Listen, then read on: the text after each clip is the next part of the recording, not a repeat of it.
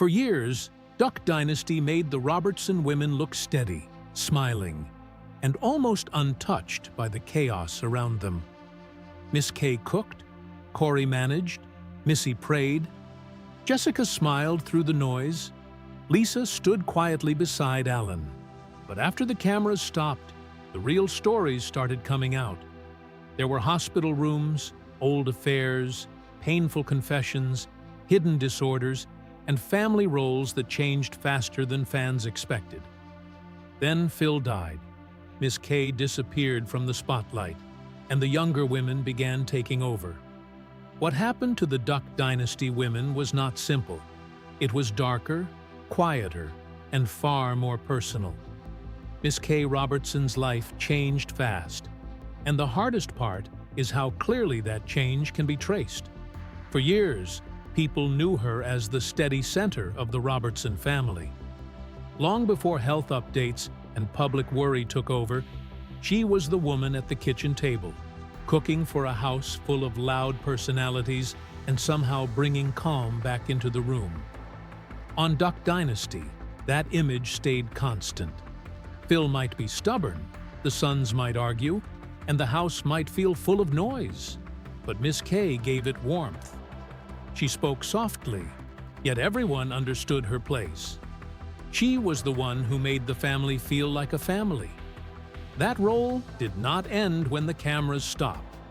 Off-screen, she helped turn that same image into something lasting. She co-wrote books, shared family stories, and became a familiar face in the faith-based world that grew around Duck Dynasty. People did not just watch her, they trusted her. She seemed grounded, loving, and strong in a way that felt natural. So when her health began to fail, the change felt especially heavy. At the same time, Phil Robertson was entering the last chapter of his own life.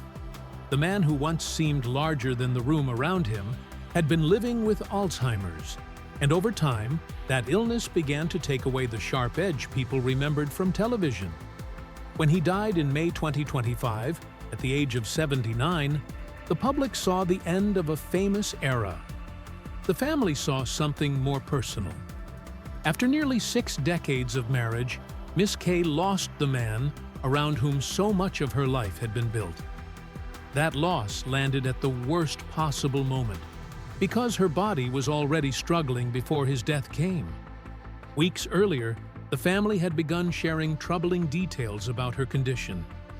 A fall had left her with a serious leg wound, and that injury turned into a dangerous infection.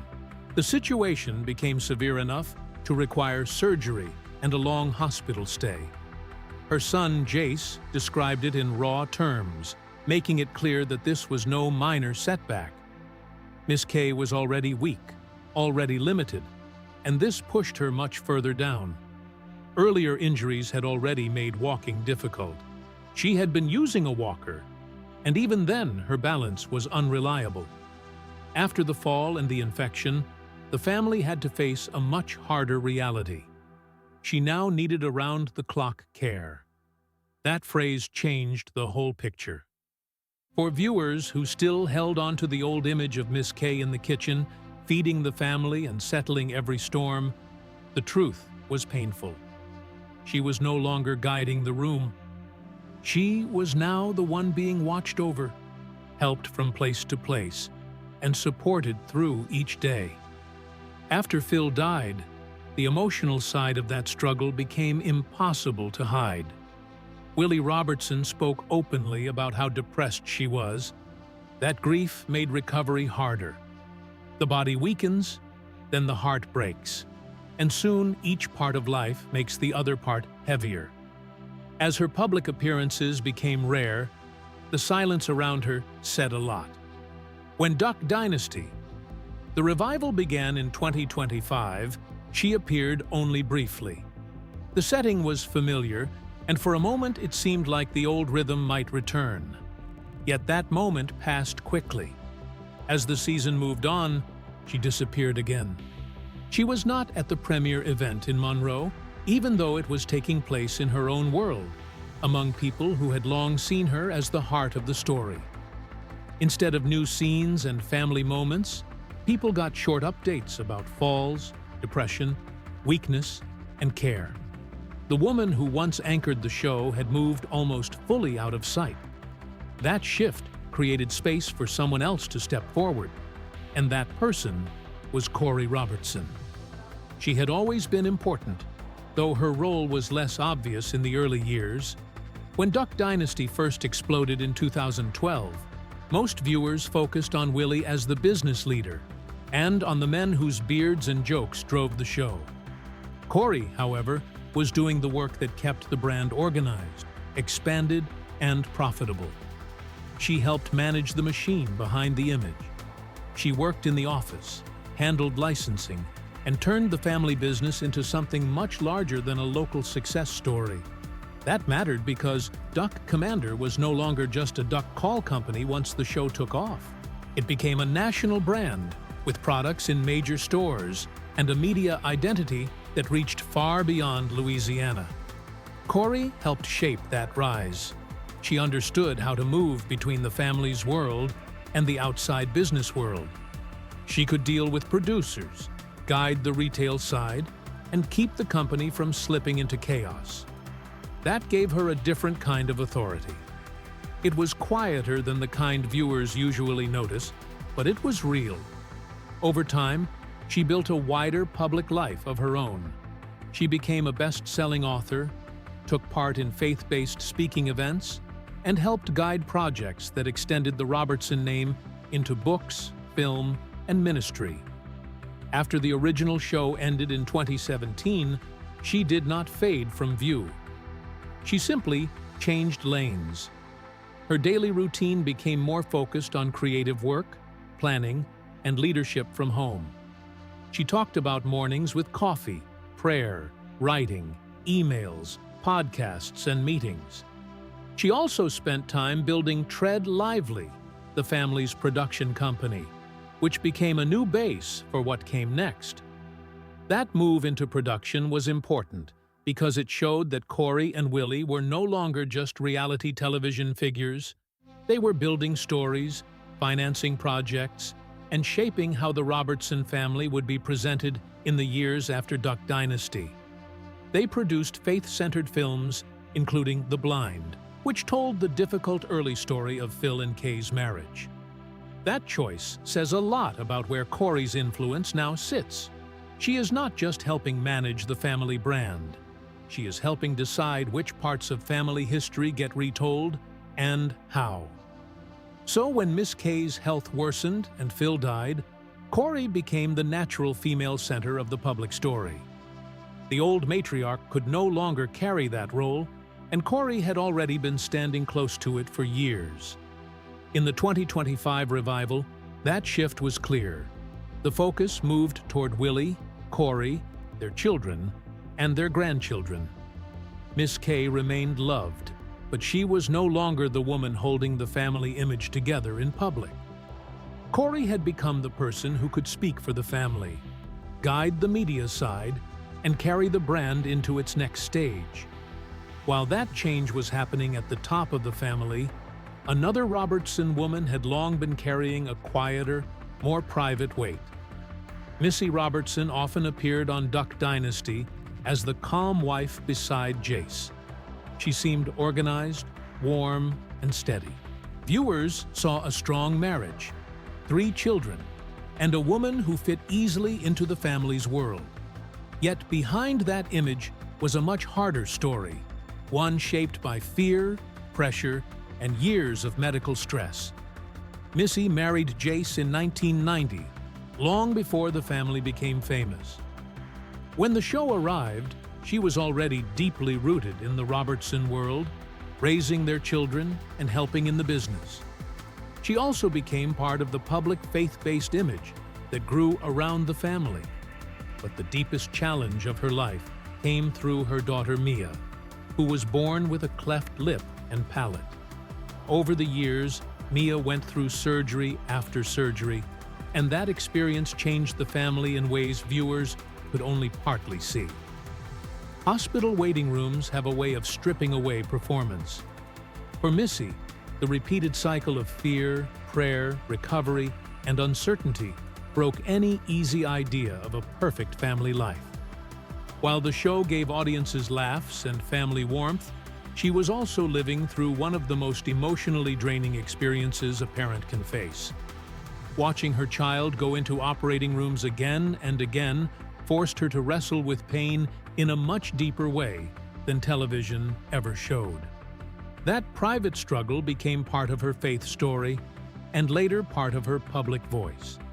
She and Jace helped start the Mia Moo Fund to support other families dealing with cleft-related medical costs.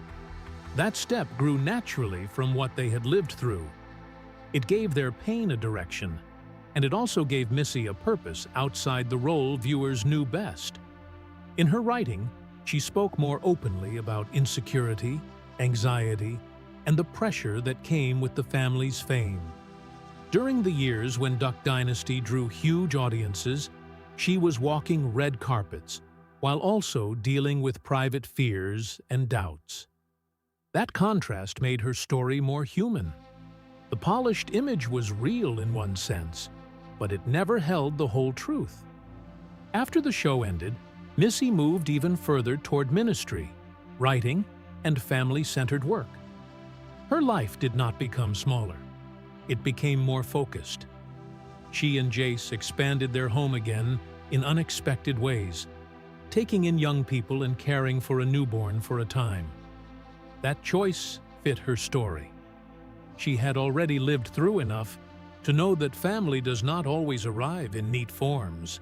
Her public role now feels less tied to television and more tied to testimony. She speaks from a place that has been tested, and that gives her a different kind of presence than the one viewers first met on screen. Jessica Robertson's story is different again, and in some ways even more startling because so much of it stayed hidden for years. On Duck Dynasty, she and Jep often came across as the younger, more stylish branch of the Robertson family. Their children were part of the wider family mix, and Jessica seemed confident and polished. Yet the life behind that image had begun in confusion, pressure, and deep personal pain. As a teenager, Jessica entered a marriage that should never have felt so inevitable to her. She has spoken about how much outside pressure shaped that decision. People around her made it sound like a blessing she should be grateful for, and in that atmosphere, she convinced herself to move forward, even though her own heart was uncertain. The marriage lasted about a year, and when it ended, it left behind hurt, shame, and the feeling that she had made a huge decision before she truly understood herself. Around that same period, she developed an eating disorder that became another hidden battle.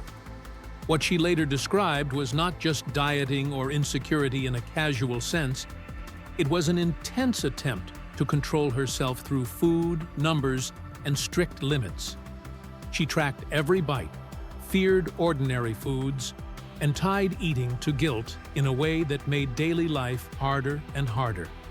Looking back, she explained those years with honesty that felt painful because it was so direct. She was trying to be enough, trying to be approved, trying to hold together an image of herself while feeling hollow underneath. Her later marriage to Jep Robertson gave her a new beginning, but even that new chapter did not erase what came before. It gave her room to rebuild. Together they raised 4 children and later adopted a 5th. On the show, they appeared as one more busy branch of the Robertson clan. But Jessica's deeper story kept moving beneath that surface. Over time, she chose to speak publicly about the darker parts of her past, including her first marriage, her eating disorder, and the people-pleasing that had shaped so many of her early decisions.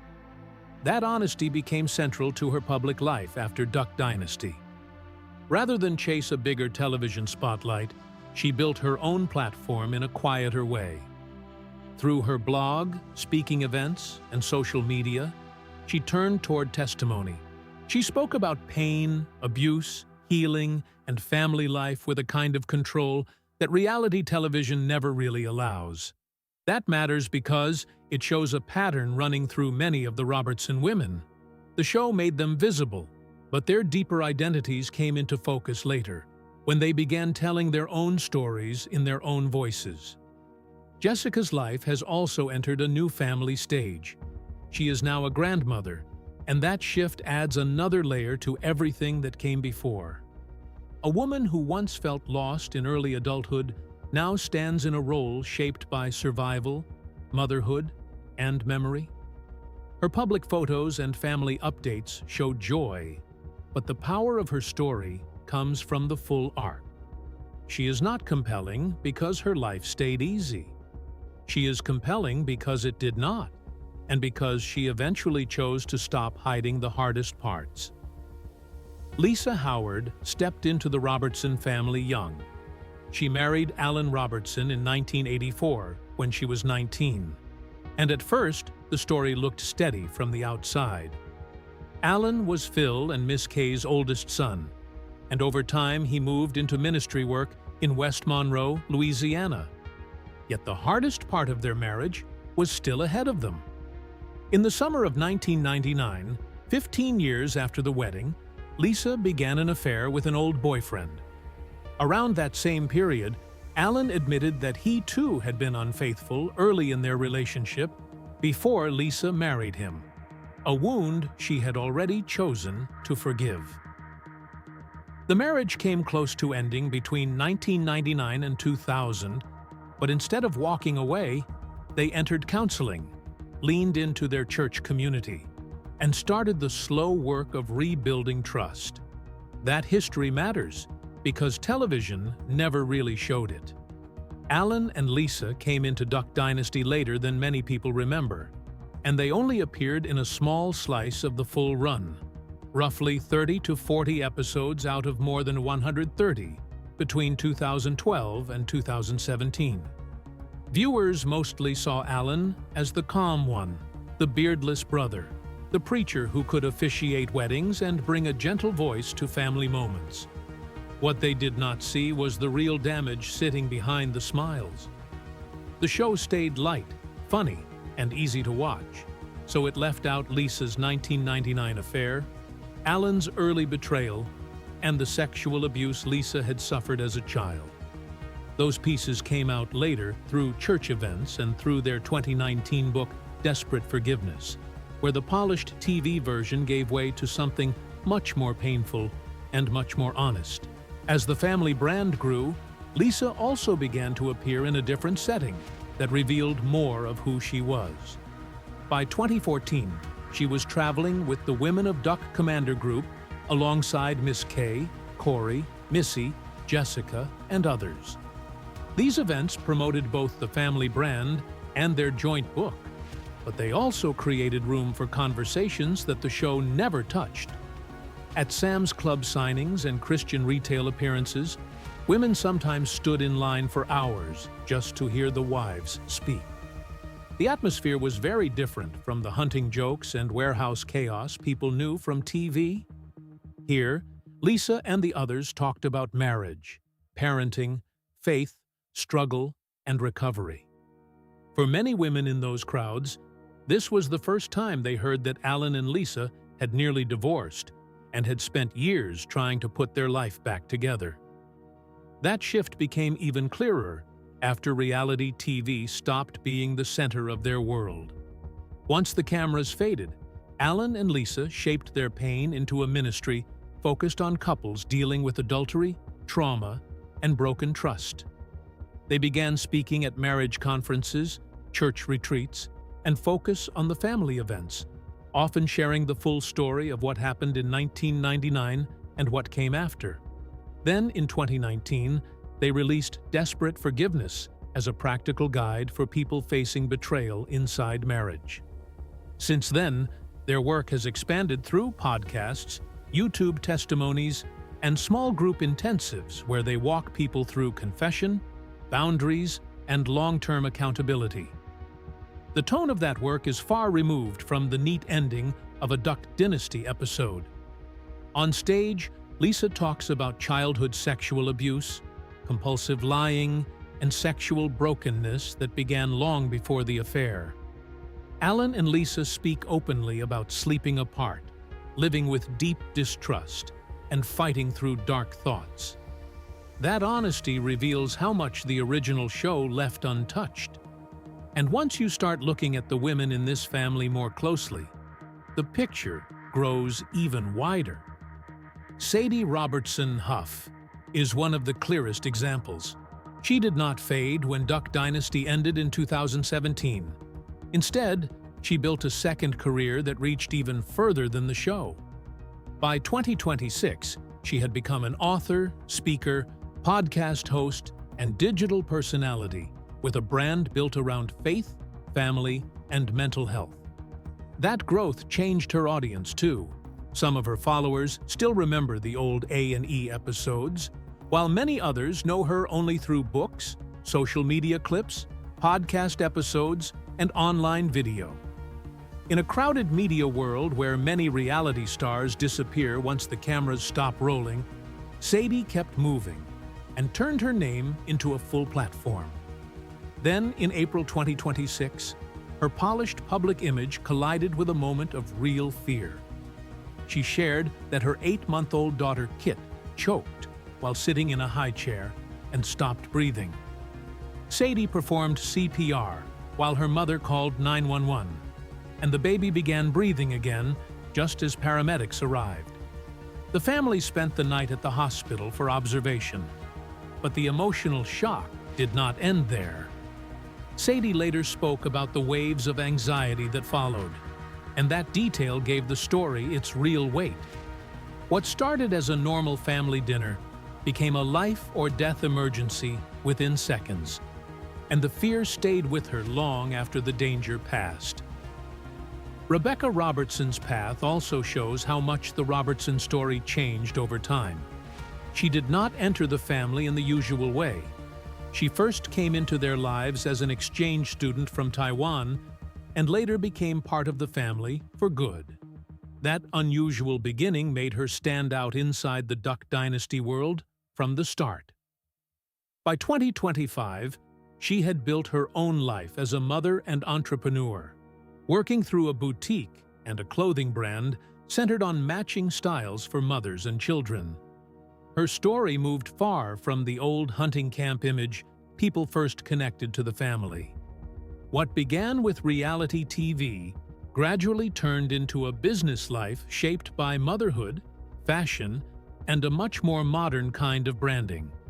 That same change can be seen across the broader female side of the Robertson family.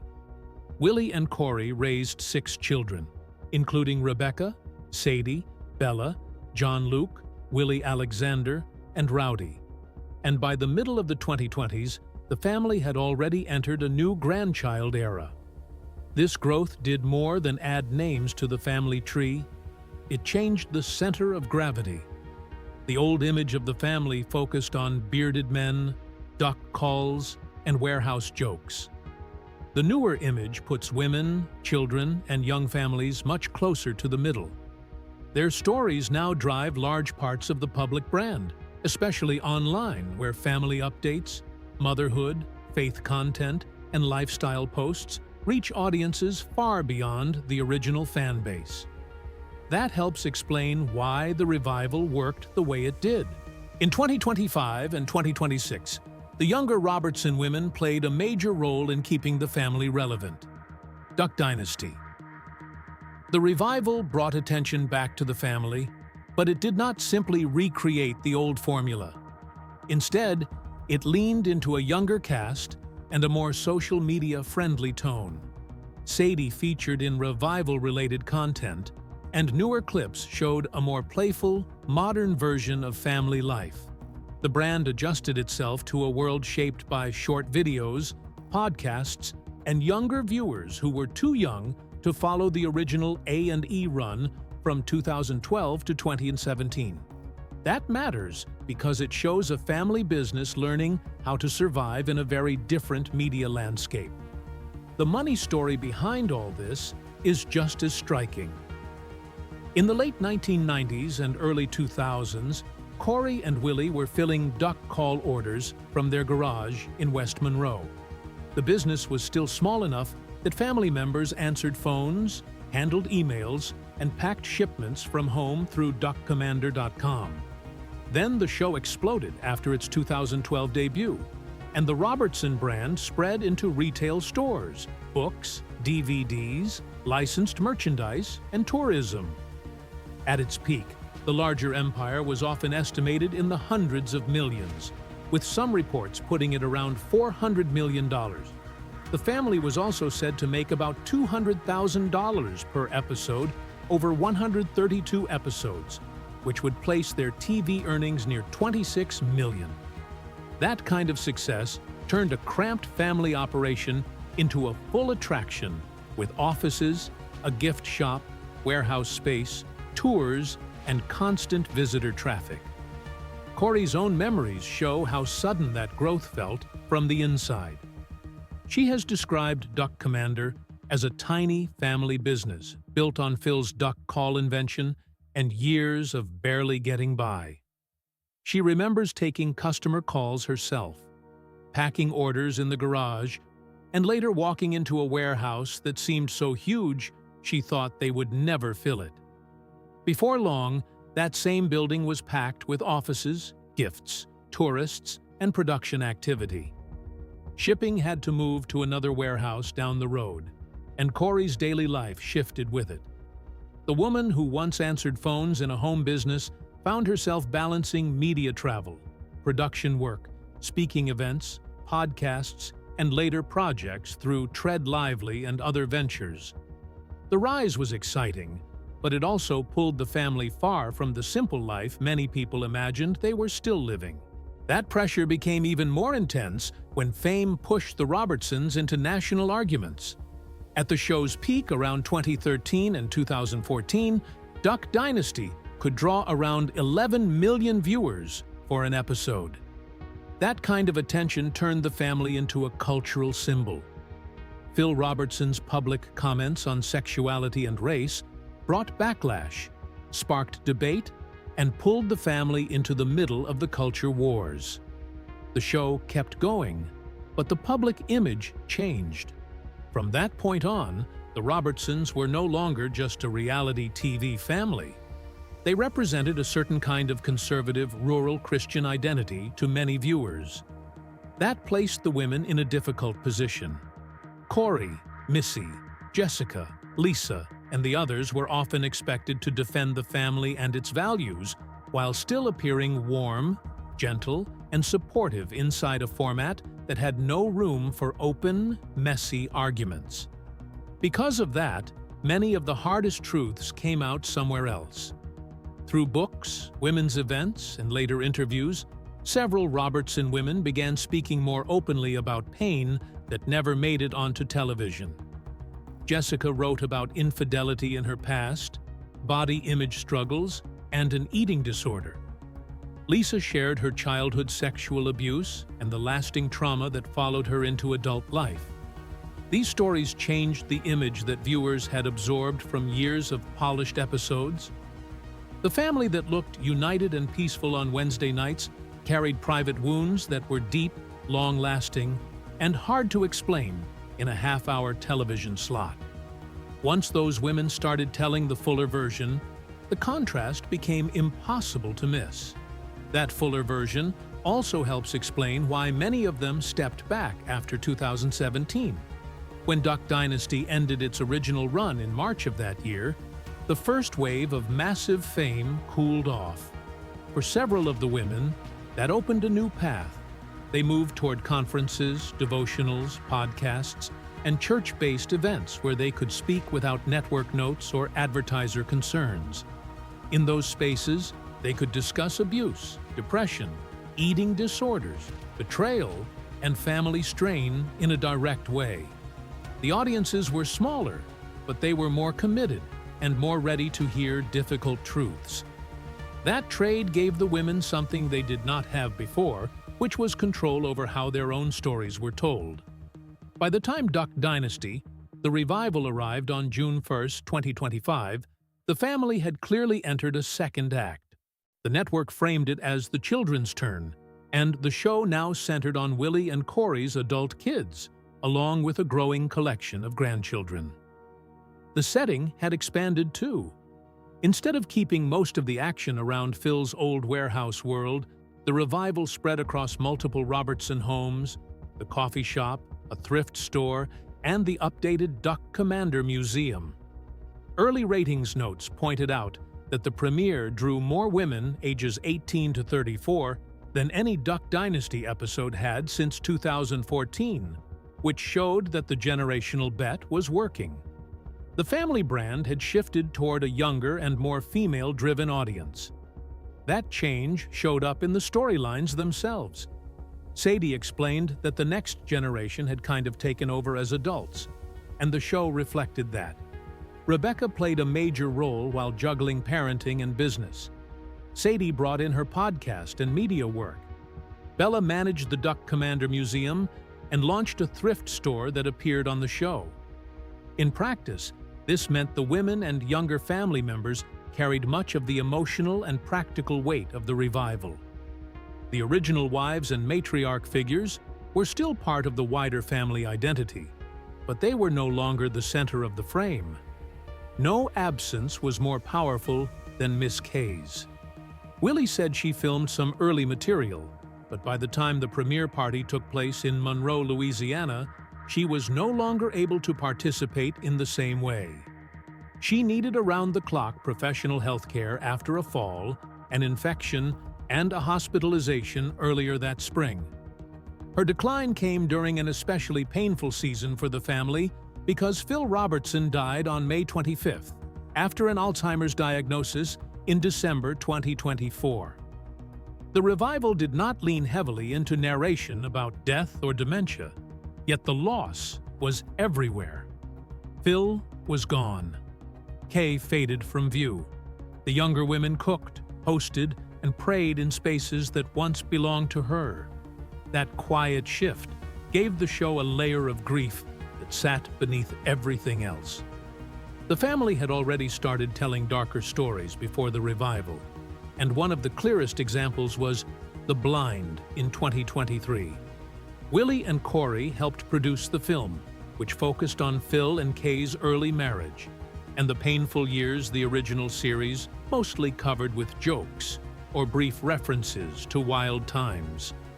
The movie showed Phil's infidelity, his heavy drinking, and the chaos that affected Kay and the children. Kay's memories gave those years emotional shape. She described how his drinking worsened and how he was running around on her, leaving her to explain to their sons that the man in front of them was not acting like their father. The film earned around $17 million in its first 4 weeks, which proved there was an audience ready for a more serious Robertson story. It also meant that Kay's suffering, fear, and endurance were no longer side notes. They became central. That same movement toward female-centered storytelling continued even more strongly by the mid-2020s. During the original show, the wives often appeared as supporting figures around the men's antics. Later, they became the ones shaping the family's deepest and most painful narratives. Korie and Willie helped bring The Blind to the screen. Alan and Lisa's marriage crisis, including the affairs, separation, and Lisa's childhood abuse, later became the basis for a Lifetime film titled Faith and Forgiveness, a Duck Dynasty love story, set to air on May 16, 2026, at 8 p.m. Eastern. Lisa's testimony placed her at the center of that story, describing the point where she dropped to her knees in her backyard, sought baptism, and began rebuilding with the support of faithful women around her. At the same time, Sadie kept growing through books, devotionals, podcasting, and online media, while also reminding viewers that her mother still runs much of what happens at Duck Commander. By 2025, the women were no longer waiting to be edited into somebody else's version of events. They were telling the stories in their own words, on their own platforms, with all the mess, pain, faith, and recovery left intact.